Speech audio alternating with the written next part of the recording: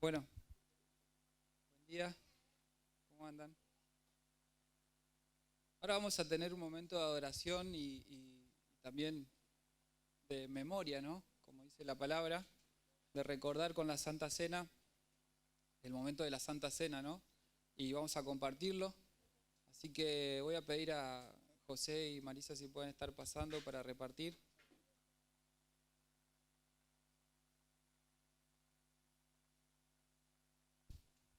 En Primera de Corintios, en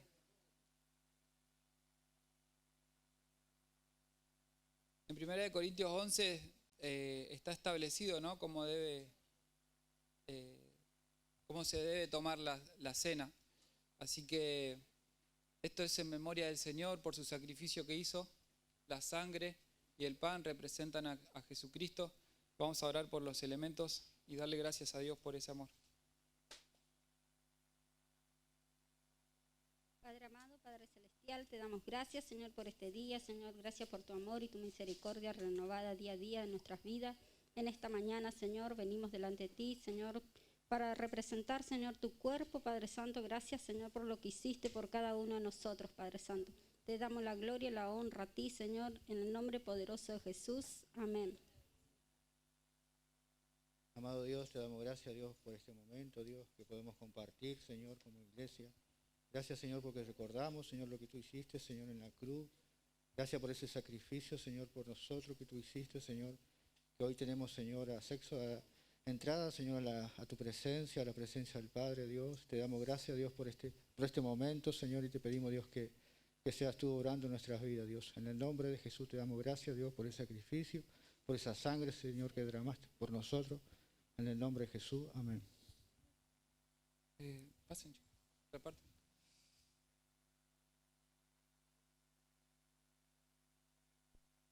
La noche en que el Señor dice, en la noche que fue entregado, tomó pan y habiendo dado gracia, lo partió y dijo, tomad, comed, esto es mi cuerpo, por vosotros es partido, haced esto en memoria de mí. Por eso lo que decía recién, que es una parte de recordar, ¿no? De tener memoria. También es una parte de festejar, de alegría para nosotros, porque ese sacrificio que hizo Cristo en la cruz fue el que nos dio acceso, como decía José en la oración, al Padre, a nuestro Padre Celestial, a Dios. En las iglesias bautistas tenemos por condición también que tienen que ser bautizados, ¿sí? ¿Ya hace cuánto pasó el último bautismo que tuvimos? ¿Un año? ¿Más? ¿Un año? ¿2 años? 2.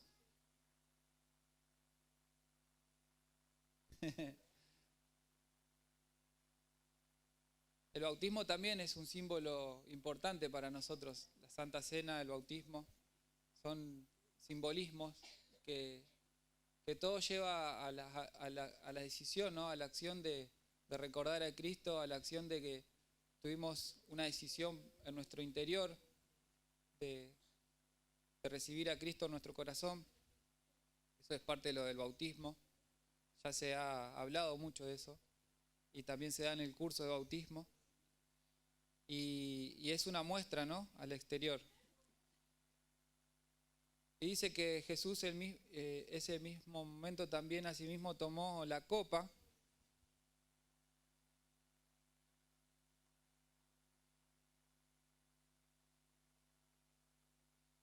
después de haber cenado, diciendo, esta copa es el nuevo pacto en mi sangre.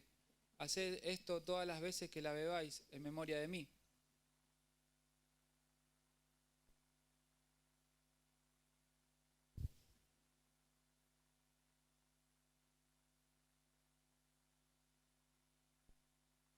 ¿A quién le falta?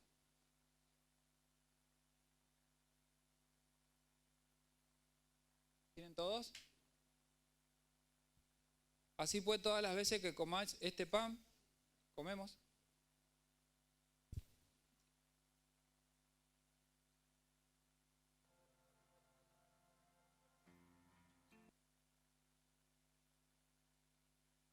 Y y bebáis de esta copa,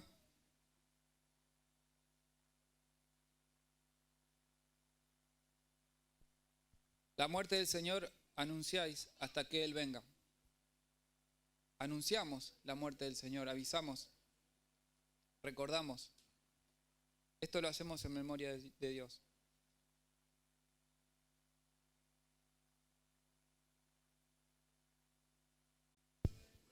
Si quieren pueden tomar asiento y voy a continuar acá porque también la Biblia dice que por tanto pruébese cada uno a sí mismo. Y en el 28 dice, por tanto cada uno debe examinarse a sí mismo antes de comer del pan o beber de la copa. Y me quedé pensando en eso, ¿no? De cómo este símbolo, los chicos pueden ir a la salita.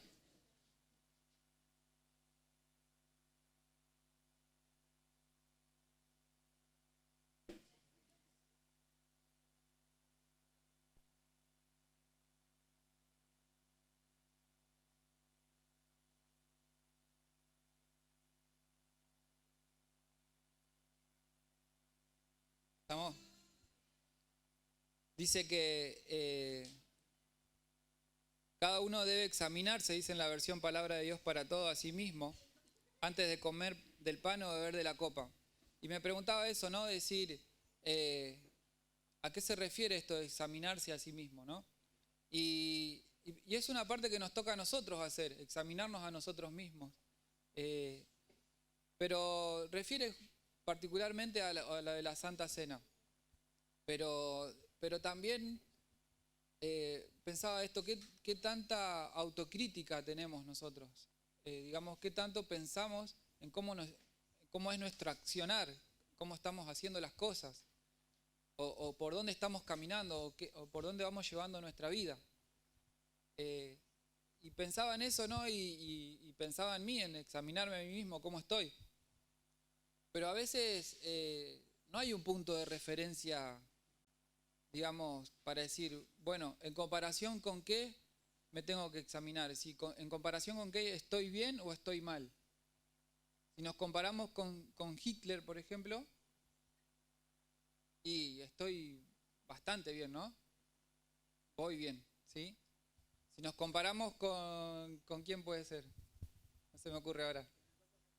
Con el Papa Francisco, ¿cómo estoy? Entonces, siempre termino pensando eso, ¿no? Nuestro punto de referencia, nuestro lugar a donde siempre tenemos que ir a una referencia o un ejemplo a seguir, tiene que ser Jesucristo. Justamente ese es el lugar donde un cristiano tiene que ir a examinarse a sí mismo. No, yo a veces pienso, las personas que no conocen a Cristo dirán, no, pero yo estoy bien porque yo no maté a nadie, no robo. Y así muchas cosas, por ejemplo, pueden decir yo proveo a mi familia, algunos padres pueden decir eso, de lo que necesitan, pero no tienen una referencia para decir, bueno, ¿estoy bien o estoy mal? Y la referencia es Cristo, siempre para un cristiano tiene que ser eso, la referencia. Pero es tan alto el estándar que uno tiene que cubrir que a veces piensa, nunca voy a poder llegar a eso.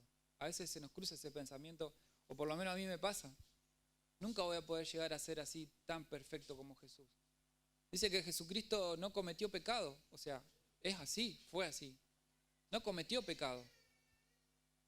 Ayer lo hablaba un poco con el grupo de discipulado y pensábamos, meditábamos en esto, ¿no? Es decir,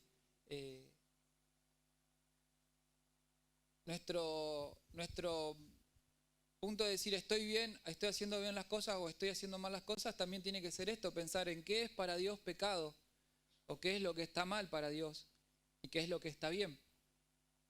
Y entonces dice la palabra que cuando uno recibe a Cristo, y de alguna manera yo también lo viví así, dice que Jesucristo nos ama tal como somos, como dice la canción, ¿sí? Pero a partir de conocer a Cristo, todas las personas empiezan a hacer un cambio. Todas las personas empiezan a a modificar sus acciones porque encuentran en Dios lo que Dios, cómo Dios quiere que vivamos. Encontramos en la palabra cómo Dios quiere que vivamos. El Espíritu Santo nos trae esa convicción de que hay algo que está mal en nosotros, que hay algo que estamos haciendo mal, que estamos equivocados.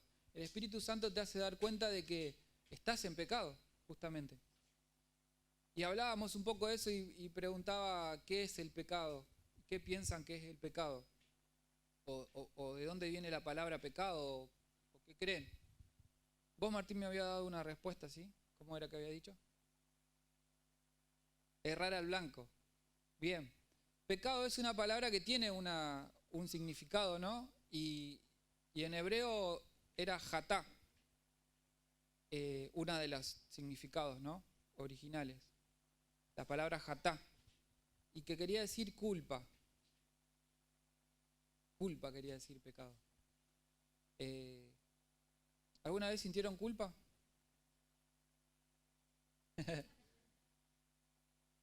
Es como un sentimiento feo, ¿no? Sentir culpa.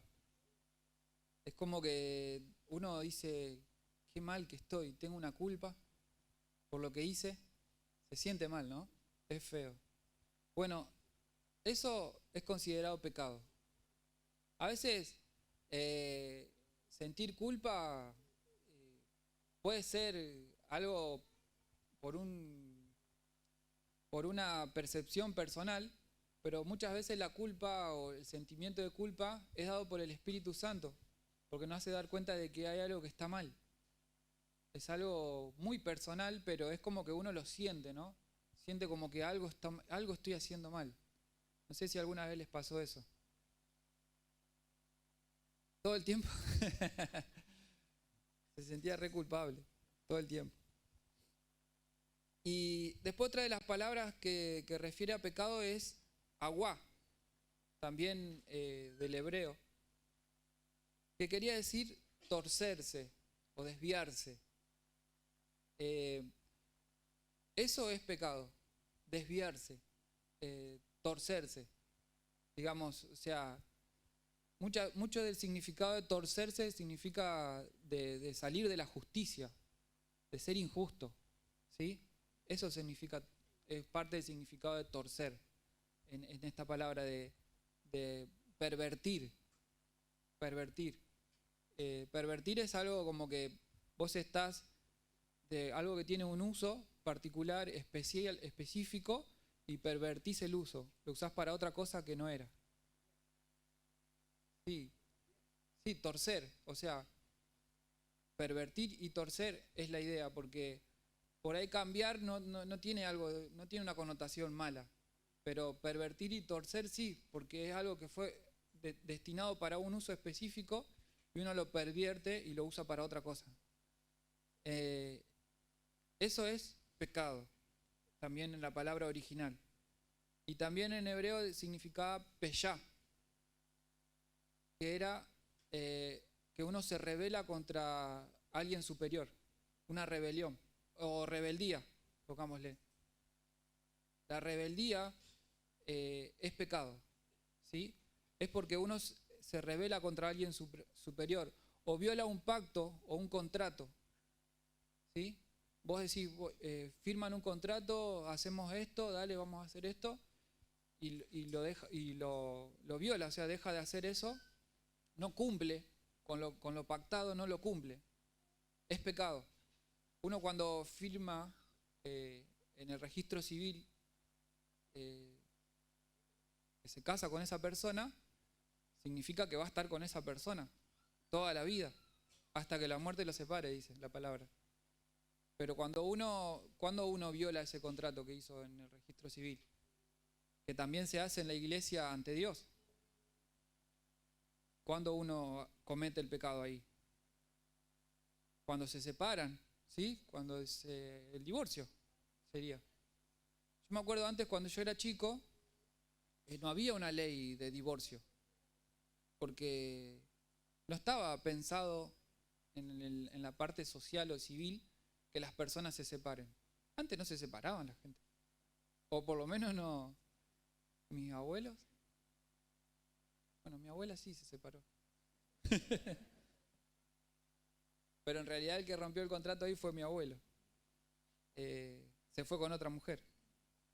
Y eso pasa, es decir, hay esta cuestión de que peyá, rebelión contra un superior o violación de un pacto o un contrato, significaba. Eso es pecado. Y si nos ponemos a pensar en todas estas cuestiones, podemos empezar a darnos cuenta si estoy en pecado, si cometí alguna vez pecado, o si alguna vez estuve incurriendo en alguna cuestión de esta y es pecado. O sea, eso es considerado pecado. Después hay otra palabra que se llama mará, que es traducido pecado en la Biblia. Ustedes cada vez que lean pecado, fíjense si está en el Antiguo o en el Nuevo, siempre significa en hebreo, en el Antiguo, y en griego en el Nuevo. Mará, pelear contra alguien o contender, estar peleado con alguien todo el tiempo, una pelea. Eso es pecado. Refiere también a eso, a estar, a ser una persona con violencia, o sea, que actúa con violencia hacia otra persona. Awem es otra palabra que significa engaño o falsedad. Bueno, una persona que acciona con falsedad, con engaño, que todo el tiempo está engañando a otro o queriendo ser ventajero, ¿sí? Eso es pecado.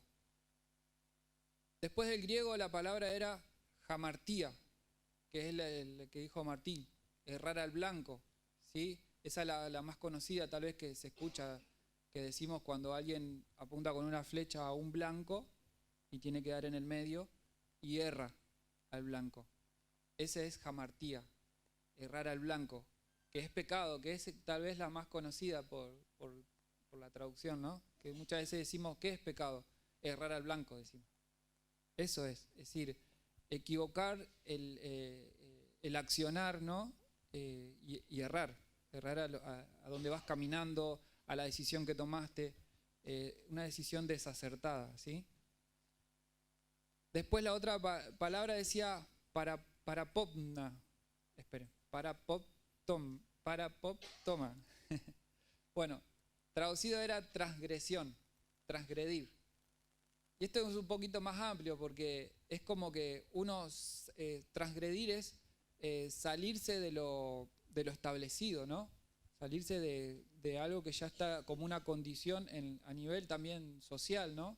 Es decir, bueno, todos acá tenemos que, por ejemplo, ponernos alcohol y usar barbijo, eso está establecido. Yo transgredo eso que está establecido y decido venir como quiero, no me pongo alcohol, no uso barbijo. Entonces como que eso es transgresión. Es también pecado considerado, ¿no? La traducción de pecado. Y anomia es una persona que tiene carencia de ley. Sin ley, sí. El hombre sin ley, sí. Está en la palabra. Así van a ser. Rechazo directo a Dios. Digamos, yo no creo en Dios, no me interesa Dios. Eso es anomia. Una persona que tiene carencia de ley, desorden y rechazo directo a Dios o a las autoridades puestas por Dios. Las autoridades puestas por Dios, en conclusión, son todas las autoridades que hay. Porque Jesús cuando habla con Pilato le dice, no hay ninguna autoridad que no sea puesta por Dios. O sea, como diciéndole, vos estás acá porque Dios te puso. Porque Pilato le dice, mirá que yo te puedo hacer que te maten o que sigas vivo. Toda autoridad es dada por Dios. Entonces, los que tienen rechazo hacia las autoridades están en pecado, ¿sí? Así que si entramos a autoexaminarnos, como dice la palabra ahí en el momento de la cena, que dice que tenemos que examinarnos a nosotros mismos, y pensando en esto decir, ¿qué es lo que está mal? Y está mal pecar, ¿sí? Y si vemos todo lo que simboliza pecar, y podemos estar en alguna de estas cuestiones, ¿no? Y darnos cuenta de que estamos en pecado. Yo cuando lo pensaba, y si uno lo piensa seriamente en relación a que es cristiano, yo me ponía mal. Me ponía muy mal porque, digo, soy un pecador. En alguna me agarran. Y es tremendo esto porque a veces no es muy alentador hablar sobre el pecado. Pero a mí me alienta hablar sobre el pecado porque digo, bueno, es algo que está y que hay que tratarlo. Hay que hablarlo. No sé si alguna vez tuvieron un problema que decían, no sé con quién hablar de este problema que tengo. Porque es como que uno siente que es tan personal y tan privado que como que no puede hablarlo con cualquiera. Entonces, es difícil eso, pensar en decir, pensar en tratar el pecado que tiene uno. Porque pensás, ¿cómo hago? ¿Con quién lo hablo? ¿A dónde encuentro la salida? ¿Cómo hago para dejar de pecar? Si es la manera correcta en la que Dios quiere que viva. Y eso me llevó a empezar digamos, a pensar en esto, decir, bueno, creo que es algo que nos abarca a todos, creo que es un tema que nos incluye a todos. También lo pienso porque la palabra misma dice que no hay nadie que no sea pecador, no hay ni uno. Solamente Jesucristo fue el único que no pecó. Porque ya por naturaleza nacemos con una naturaleza caída, desde Adán. ¿Sí? Entonces ya de por sí nuestra naturaleza es pecaminosa. Y después con el tiempo, la misma sociedad, las mismas decisiones que vamos tomando, nos van llevando a errar el camino y a desviarnos, a transgredir, a ser falsos, a engañar, a pelear y a ver cuál era el otro, a perder el camino, a violentarnos con otras personas, a desviarse, a rebelarnos contra las autoridades. ¿Sí? Son todas cosas que vamos haciendo a lo largo de nuestra vida y que si uno, obviamente como decía hoy, se compara y dice, pero yo soy una buena persona, yo hago las cosas bien, yo trabajo, cuido de mi familia, uno pudiera decir muchas cosas buenas de uno mismo, ¿sí? Es difícil para cada uno ser autocrítico de uno mismo o autoexaminarse y ser real, es decir, soy sincero conmigo mismo y me doy cuenta que si me pongo a la luz de lo que es pecado, alguna de estas cosas hice. Y vamos a ver lo que dice Primera de Juan 1:7.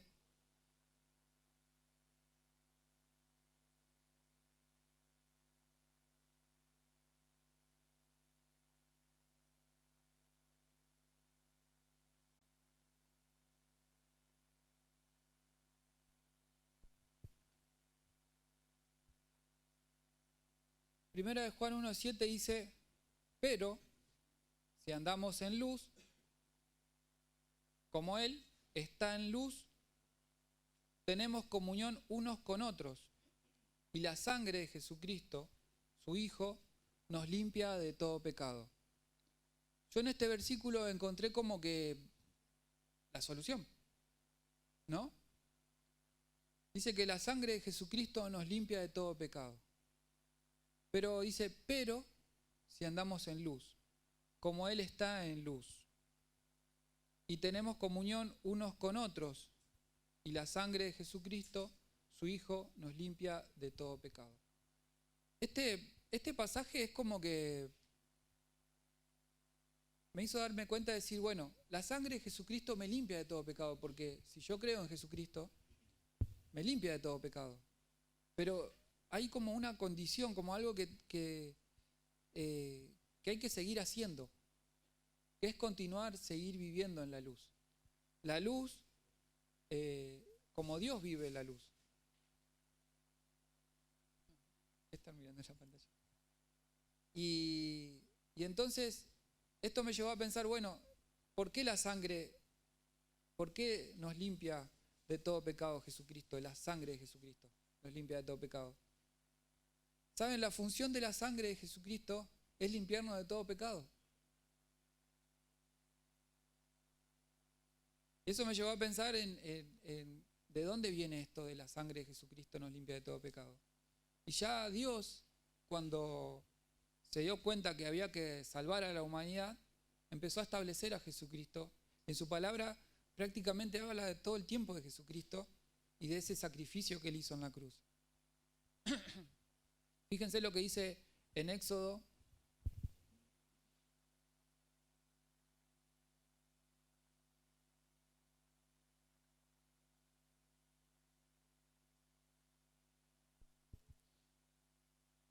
Me fui a Éxodo, pero quería leerles ahí mismo en Primera de Juan, que dice en Primera de Juan 2,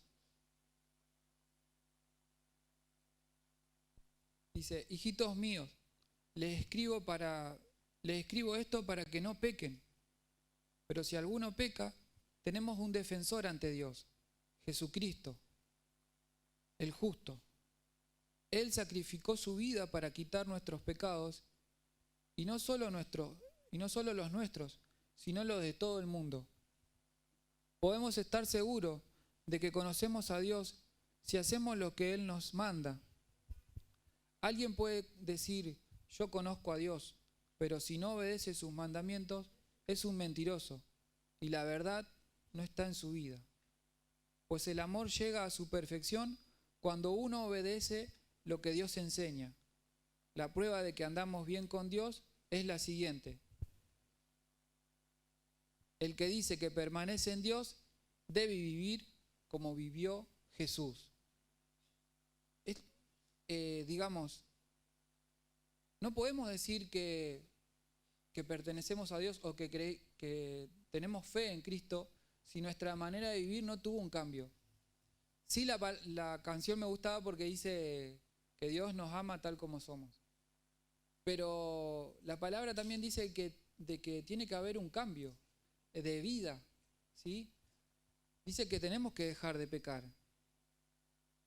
Dice la palabra de que tenemos que vivir como Jesús vivió.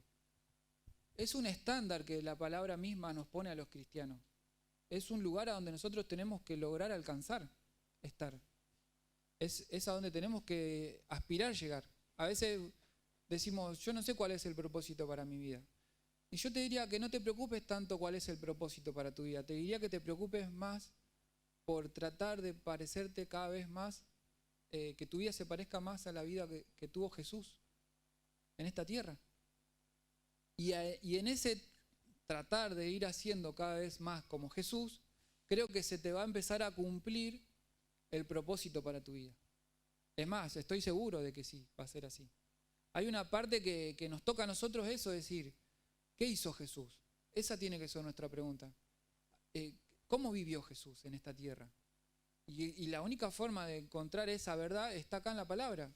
Empezar a buscar qué hizo Jesús, cómo vivió, desde cuándo ya Jesús era profetizado en la palabra. Por eso lo llevaba a Éxodo, que está en Éxodo 25, 17, o pensando en esto de cómo Dios estableció para el pueblo la forma en la cual ellos tenían que encontrar el perdón de sus pecados.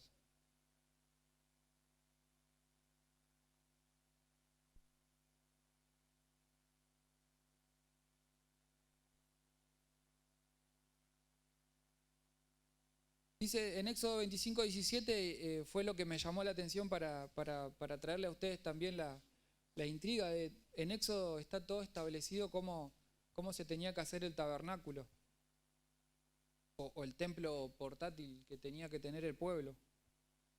Dice en el 17, dice: y harás un propiciatorio de oro fino, cuya longitud será de 2,5 codos y su anchura de 1,5 codos. Y pensar en esto, decir: y harás un propiciatorio, me llevó a pensar ¿qué era el propiciatorio? ¿Qué era el propiciatorio? ¿Para qué se usaba? Y todo esto, el tabernáculo, viste, tenía la mesa para el pan de la proposición, el candelero de oro. Todas estas cuestiones fueron establecidas por Dios para justamente que el pueblo pueda encontrarse con el perdón de sus pecados. Pero todo esto era la sombra de Jesucristo. Era lo que iba a venir, ¿sí? Todo esto hablaba de Jesucristo, de lo que nosotros tenemos ahora. Y yo cuando pensaba en esto decía, qué bárbaro, porque Dios le dio al pueblo estas instrucciones y que hagan todo este templo portátil, porque ellos eran nómades, tenías que ir de un lado al otro, muy específico, porque cada cosa simboliza un montón de cosas. Por eso yo quería en sembrarle a ustedes esto, es decir, empiecen a investigar qué simbolizaba cada cosa que Dios estableció para el templo en ese tiempo. Y el propiciatorio significaba en hebreo camporet, de la raíz de la palabra kafar, que quería decir cubrir. Cubrir. Todo esto significaba el sacrificio de Cristo, ¿sí?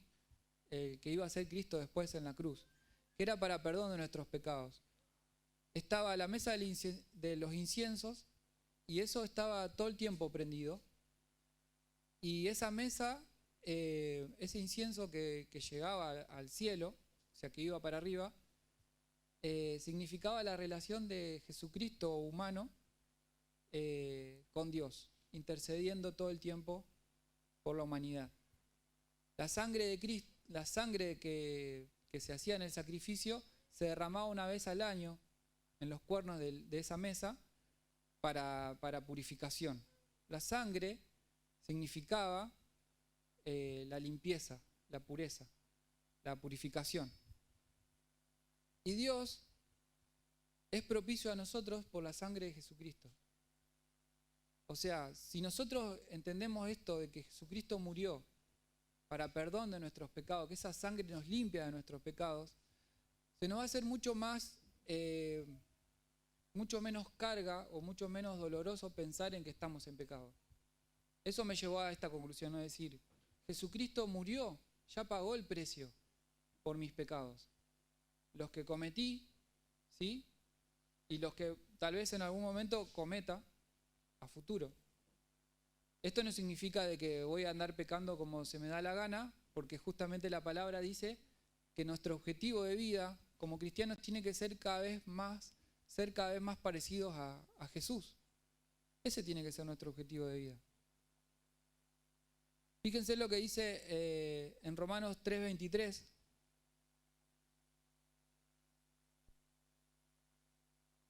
Voy a buscar acá.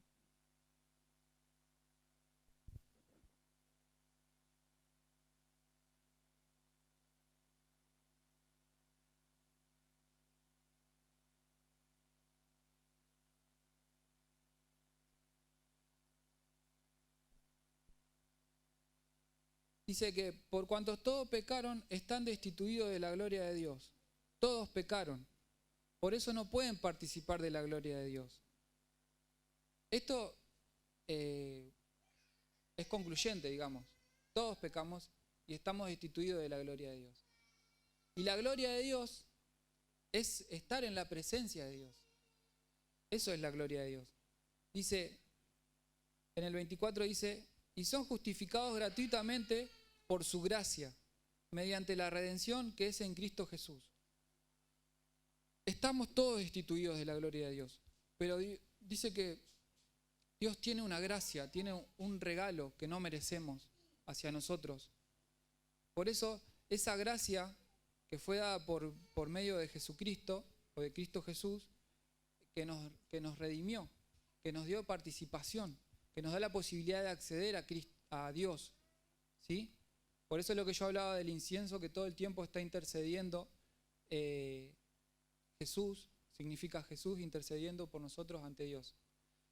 Jesús es el que intercede con ese sacrificio que hizo en la cruz, porque la sangre de Cristo es la que nos limpia de todos los pecados. Dice que a quien Dios puso como propiciación, y acá está la palabra de nuevo, por medio de la fe en su sangre, para manifestar su justicia a causa de haber pasado por alto en su paciencia los pecados pasados, con mira a manifestar en este tiempo su justicia a fin de que Él sea justo de que Él sea el justo y el que justifica al que es de la fe de Jesús. Y en el 27 dice, ¿dónde pues está la jactancia? Queda excluida. ¿Por cuál ley? Por la de las obras. ¿Por la de las obras? No, sino por la ley de la fe. Hay un nuevo establecimiento de Dios a través de Jesucristo de que es la fe. Y de eso se trata nuestra vida como cristianos, la fe. Por eso cuando uno se siente mal y dice, estoy mal en lo que estoy haciendo, estoy equivocado, hay una parte que tiene que intervenir ahí, que es nuestra fe en Jesucristo. Jesucristo es el que nos perdona de nuestros pecados. Jesucristo es el que nos limpia de nuestros pecados. La sangre de Cristo derramada en la cruz, a partir del momento que nosotros ponemos la fe en eso, nuestros pecados son perdonados. Y toda la culpa tiene que irse. A veces nosotros somos tan autocríticos o nos autoexaminamos tanto que no entendemos esto, de que por gracia somos perdonados de nuestros pecados. Y automáticamente tiene que haber un cambio en nosotros. En un tiempo hablamos de todas las personas que se encontraban con Jesús. En el grupo vimos como una serie. Todas las personas que se encontraban con Jesús, ocurría automáticamente un cambio. Había algo que pasaba en su interior que los hacía cambiar y darse cuenta de que estaban mal en lo que estaban haciendo y cambiaba su vida. Por eso yo a veces pienso y digo, ¿cómo puede esta persona decir que es cristiana y su vida sigue igual? No cambia. No se ven cambios. No se ven resultados de la obra de Cristo en su vida. Entonces hay algo que está mal, hay algo que está pasando, que está fallando y que muchas veces esa falla depende de la fe que nosotros tenemos en Jesucristo. Porque queremos seguir haciendo las cosas por nuestras propias fuerzas, a nuestra manera, a la que nos enseñaron. Solucionamos los problemas como nos parece, siendo de que tenemos a alguien poderoso que está intercediendo por nosotros ante Dios, el creador del cielo y la tierra, que tiene el poder para solventar cualquier necesidad, que tiene el poder para solucionar cualquier problema, para abrir las puertas que a nuestros ojos parecen cerradas. Entonces acá hay un problema de fe. Cuando te está pasando eso, hay algo que está fallando y es tu fe en que Cristo puede hacer la obra. Entonces deja de forzar, de hacer las cosas con tu propia fuerza. Deja de esforzarte por vos cambiar y deja que Dios te cambie. Empezá a pedirle a Dios que te cambie tu manera de pensar, que te cambie tu manera de vivir, que te cambie tu manera de accionar.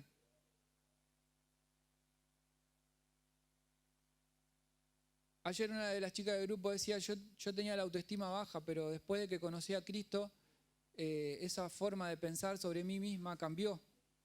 Porque entendí que Cristo me ama, porque entendí que Cristo me quiere cambiar la vida. Porque ella puso su vida al control de Jesucristo. Porque entendió que el amor de Cristo fue sacrificarse, porque tiene ese valor para Dios. La vida dio por ella. Entonces, al entender eso, su vida cambió. Hubo un cambio. Su autoestima fue cambiando de cómo ella se percibía o autopercibía, como se usa esta palabra ahora. Porque Cristo te tiene que cambiar la vida. Si vos hacías las cosas como te enseñaron y te das cuenta de que ese accionar está fuera de la voluntad de Dios, como veíamos acá, si para solucionar los problemas los solucionás con violencia, con discusiones, con peleas, y te diste cuenta que cada decisión que está tomando te está desviando cada vez más de Dios, estás cerrándole el camino, estás cerrando al blanco, estás pecando. Entonces creo que es un tiempo en el cual tenemos que reforzar, o no reforzar, sino aplicar la fe. Aplicar la fe en Jesucristo, que es el que tiene el poder para cualquier situación que tengamos, ¿sí? Yo pensaba en esto y decía, hay muchos de acá del cuerpo de Cristo, de la iglesia, que están luchando con un familiar que está totalmente desviado, que está totalmente perdido, tal vez perdido en los vicios. Pero el peor problema es que esa persona no conoce a Cristo y que se va a ir al infierno. Y a veces a nosotros pensar en eso nos duele, los que hemos conocido a Cristo, pensar en que una persona se va a perder, que va a perderse la salvación. Entonces, hay en un punto, en ese momento es cuando se aplica la fe y empiezo a orar y empiezo a interceder por esa persona para que Cristo sepa.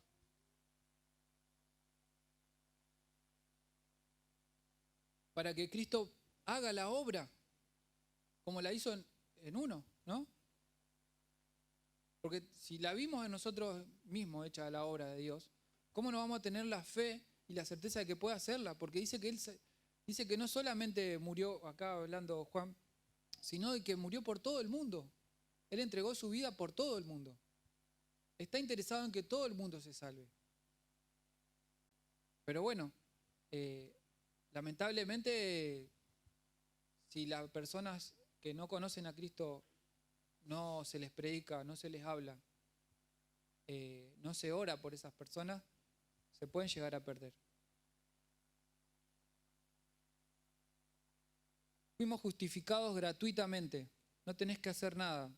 Si alguien te dice que para que tengas perdón por tus pecados o para que obtengas algo de Dios tenés que pagar, tenés que hacer un sacrificio, ir de rodillas hasta no sé dónde, o no sé cuántas cosas más se pueden hacer, no es real. La salvación y la justificación son dadas gratuitamente por Dios. Y eso es impresionante. Cuando yo pensaba en eso, si ustedes se lo ponen a pensar seriamente, si yo no merecía nada, creo que hubo una oración también que hicieron, no merecíamos nada, pero Cristo, en su misericordia, en su amor, una de las canciones dice eso, ¿no? No merecíamos nada, pero Cristo en su misericordia y en su amor y en su gracia nos dio la salvación.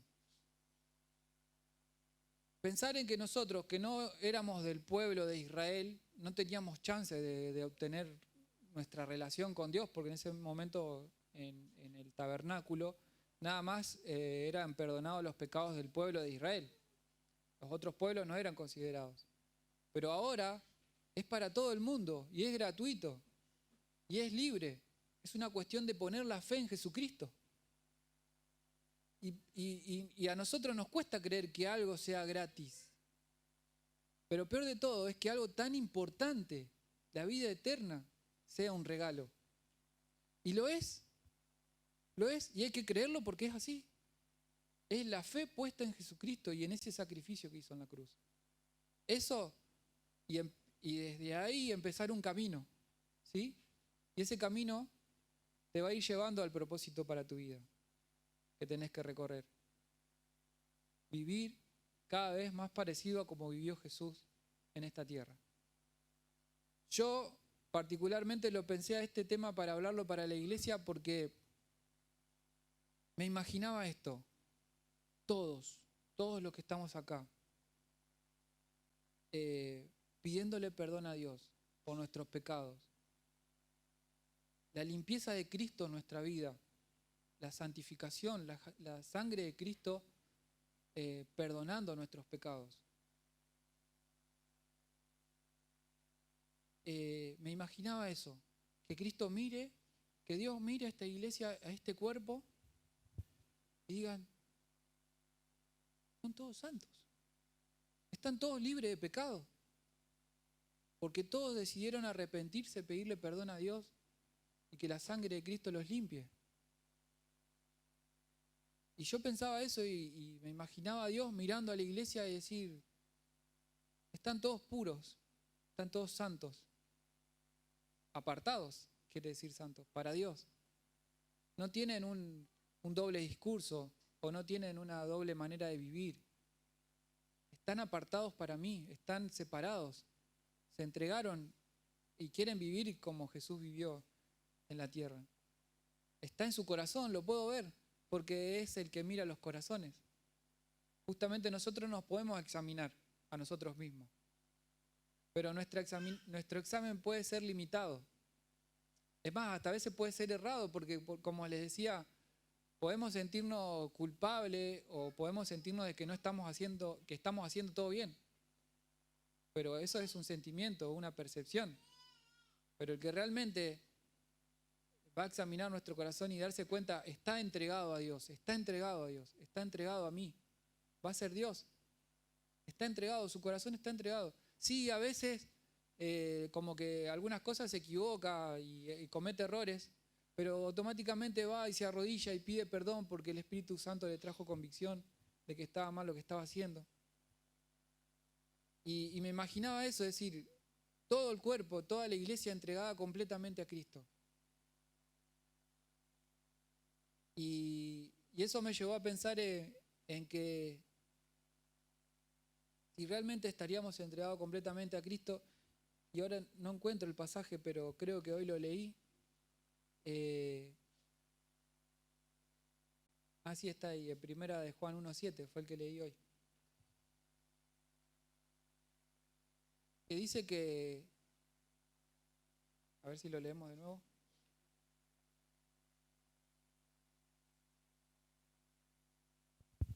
A ver, si era ese.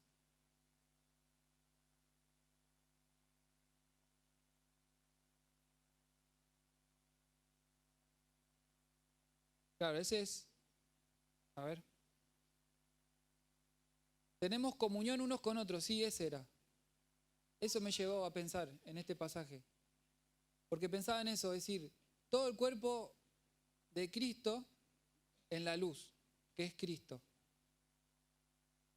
Limpios por la sangre de Cristo. Esto nos llevaría a otra cosa muy grosa, es decir, tener comunión unos con otros, tener común unión, estar unidos como cuerpo, porque porque nos sentimos unidos por la sangre de Cristo que nos limpia. Eso nos une, el Espíritu Santo de Dios. Entonces me imaginaba esta iglesia unida completamente, que no hay peleas, que no hay discusiones. Vamos a dejarla que pueda haber discusiones porque no todos podemos pensar iguales. Discusiones santas, pudiera haber, ¿sí? Hay discusiones santas, lo acabo de inventar. Pero bien, sí, puede haber discusiones porque podemos estar en alguna decisión, es decir, podemos discutir bien. Se puede discutir bien. Creo que sí se puede discutir bien. Sin ponerse mal, ni violento, ni enojarse. Sería muy utópico, ¿no? Un debate, pongámosle un debate, ¿sí? Debatir sobre ciertos temas, está buenísimo, a mí me encanta debatir. Pero bien, sin ponernos mal, sin enojarnos, porque hay algo que nos une. Hay una común unión unos con otros, que es la salvación, que es la redención, que es la sangre de Cristo aplicada a nuestra vida porque creemos en que Cristo nos perdona de nuestros pecados. Entonces, estaríamos cumpliendo, yo creo que estaríamos alegrando el corazón de Dios, porque eso es lo que quiere Dios, que la iglesia esté unida, que no haya división, que no haya, que no estén los hermanos peleados. Eso está buenísimo. Y en realidad era esto lo que me llevó a pensar en decir. Efesios 5:2 dice: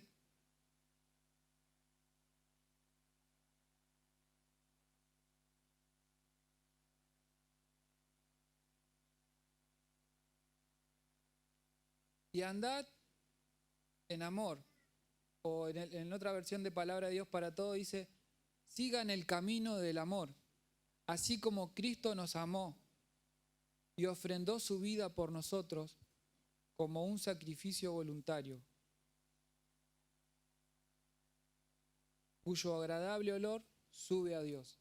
Esto es lo que hablaba lo del incienso. significaba esto. Jesucristo, como un sacrificio voluntario, se dio, cuyo agradable olor sube a Dios. Dice que sigan el camino del amor, así como Cristo nos amó. Entonces, ser parecido a Cristo, ser parecido a Jesús. ¿Cómo vivió Jesús? Y dice esto: Él recorrió el camino del amor, porque Cristo nos amó y ofrendó su vida por nosotros. Entonces,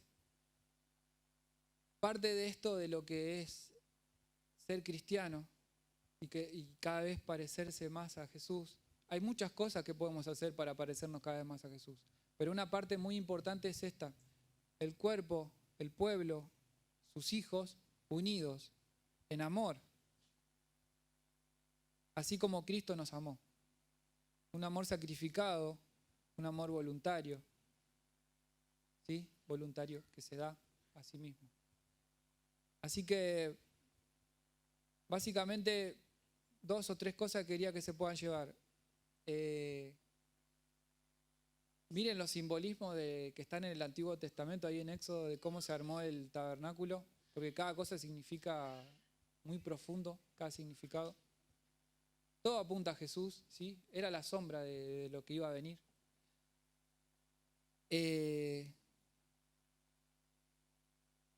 Si se dieron cuenta que están en pecado, es algo que tenemos que hacer, que es pedir perdón a Dios por nuestros pecados. El día que uno pierde la capacidad, y siempre se lo digo a los chicos, el día que uno pierde la capacidad de pedir perdón por los pecados, es porque ya está muy lejos de Dios. Ya el Espíritu Santo se apagó y se opacó completamente en su vida, porque no hay una revelación de que está mal lo que está haciendo. A partir del momento que pedimos perdón por nuestros pecados, que nos dimos cuenta de que estamos haciendo mal, esa relación se restablece con Dios, porque se cae el muro que nos separa de Dios. Caen los muros, dice la canción también, muy bíblica. Ese muro es el pecado el que cae. Nuestra fe en Jesucristo nos lleva a eso. Es algo que tal vez no se puede ver, pero sí se sabe en el corazón, sí se entiende en la mente que hemos alcanzado algo nuevo, que hemos logrado algo que es superior a la vida que veníamos llevando.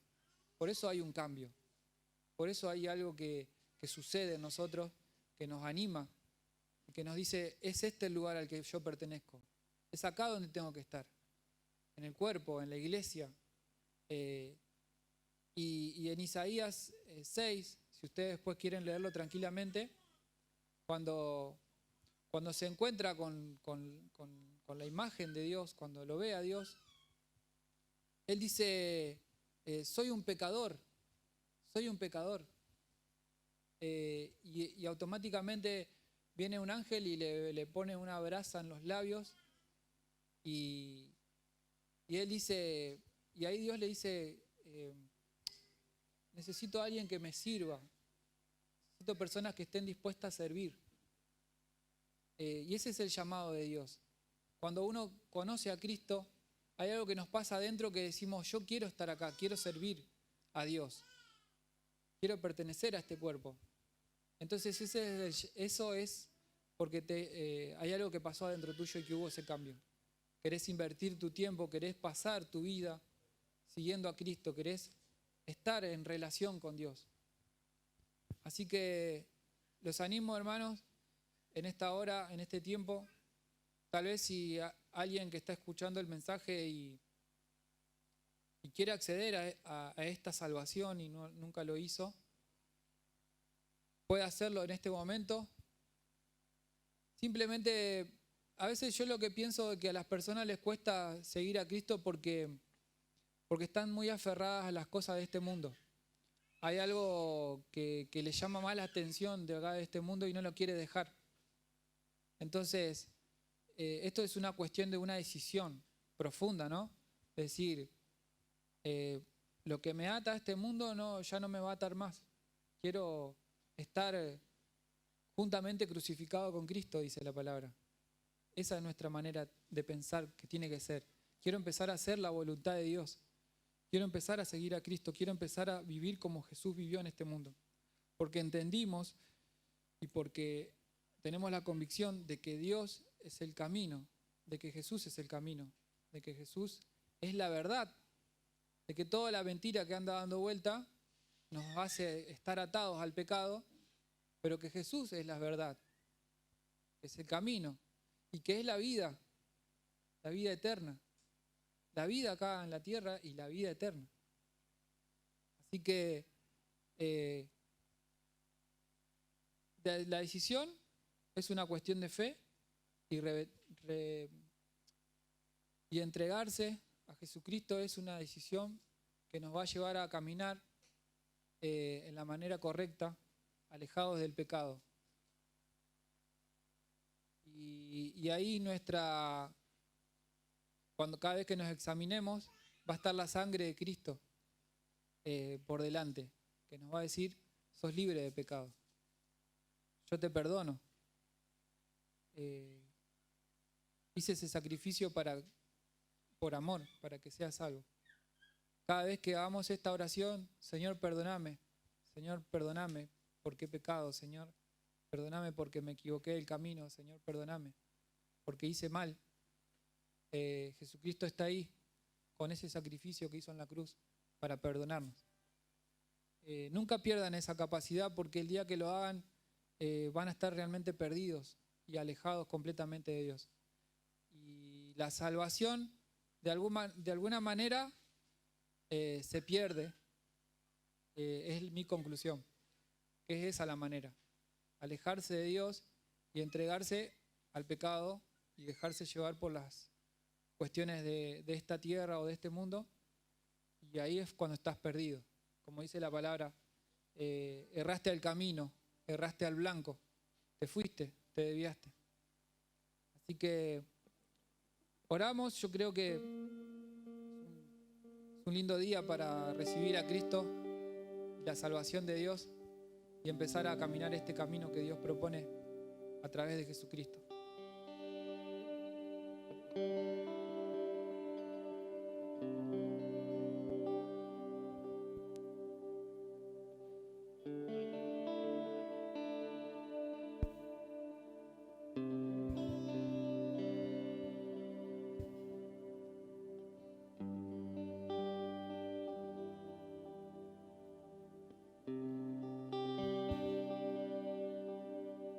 Bueno, les dejo dos motivos de oración. Ismael y Martín. Martín García, un componente de nuestro cuerpo, de la iglesia. Está internado. ¿Quieren ponerse de pie? Nos unimos como cuerpo de Cristo. Nos damos la mano. Nos damos la mano. ¿Sí? Nos damos la mano.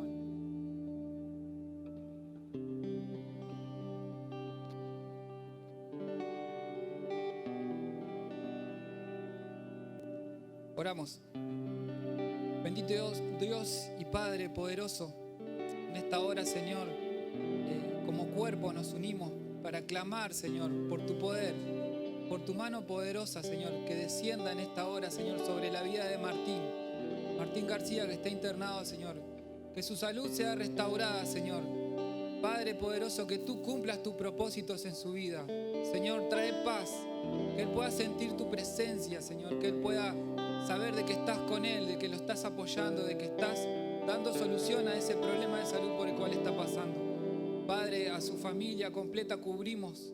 Padre, la bendecimos. La sangre de Cristo trae libertad, trae perdón, Señor. Gracias, Dios, porque tu amor se manifiesta también en esto. Poderoso Dios, obra sobre la vida de estas personas que necesitan tu sanidad. En el nombre poderoso de Jesucristo, que derramó la sangre en la cruz, que ese sacrificio se llevó toda enfermedad.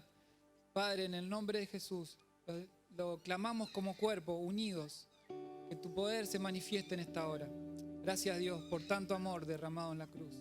Gracias, Señor. Amén.